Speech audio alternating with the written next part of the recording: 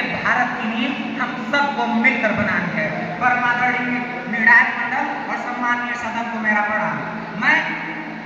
मैं विकसित भारत के लक्ष्य को प्राप्त करने के लिए अपने विचारों को प्रस्तुत करने हेतु उपस्थित हुआ हूँ। महोदय, विकसित भारत मतलब ऐसा भारत जो विकसित होने की संपूर्ण परिभाषाओं को पूर्ण करते हुए आर्थिक रूप से सशक्त होकर पूरे विश्व का प्रतिनिधित्व करे।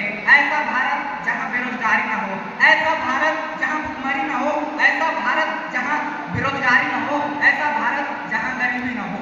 महोदय, ऐसा भारत जहाँ के नागरिक जाति असमानता भेदभाव भुलाकर कदम से कदम मिलाकर चले। ऐसा भारत जहाँ विज्ञान हो, ऐसा भारत जहाँ कला हो, ऐसा भारत जहाँ तकनीकी हो। महोदय, हम अपने इतिहास को देखें तो हमारा भारत विश्व का स्वर्णिम भारत था। हमारे देश में नालंदा तक्षशिला जैसे विश्वविद्यालय हुआ करते थे, जहाँ से विश्व भर के कई देशों से विद्यार्थी शिक्षा प्राप्त करने के लिए आते थे। इस कारण हमारा भारत स्वर्णिम भारत था।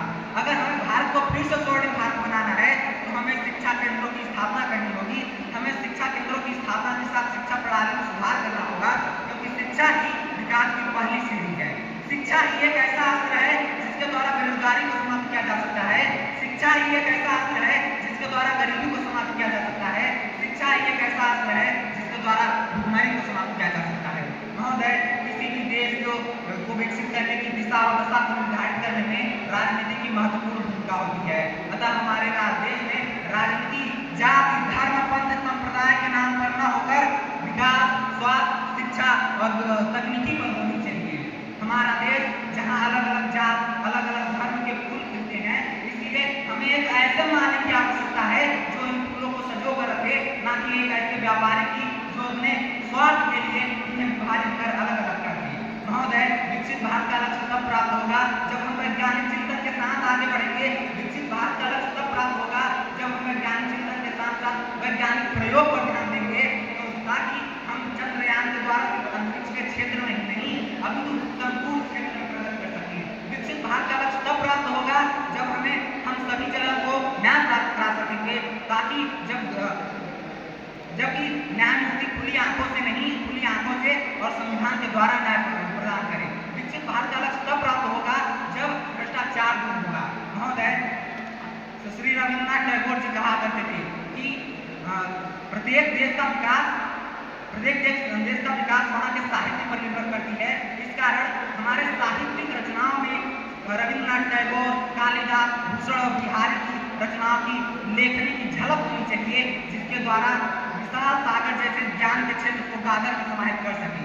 हमारा देश के युवाओं में रविन्द्रनाथ टैगोर रामधारी दिनकर और धर्मवीर भारती जैसे ऐसे लेखकों की छवि होनी चाहिए। हमारा देश में विकसित होने के लिए हमें सामाजिक आर्थिक और सांस्कृतिक रूप से प्रगति करनी होगी, और इस प्रगति को प्राप्त करने के लिए हम युवाओं को शिक्षित प्रशिक्षित और जागरूक होकर सक्रिय भूमिका में आना पड़ेगा। हम रोजगार मांगने वाले नहीं, रोजगार उत्पन्न करने वाला हमें बनना होगा। हमें मेक इन इंडिया बनाना होगा।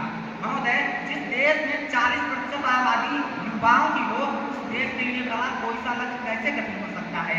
उस देश में उस लक्ष्य को प्राप्त करने के लिए बस आवश्यकता है कि युवाओं को जागरूक होने की।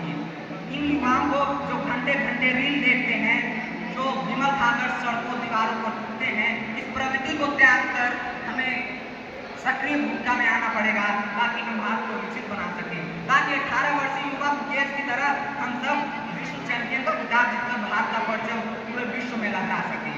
महोदय, अंत में मैं यही कहूँगा कि हम युवा अगर ठान ले तो हम सब कुछ कर सकते हैं, क्योंकि तलवारों के साए में इतिहास हमारा पलता है।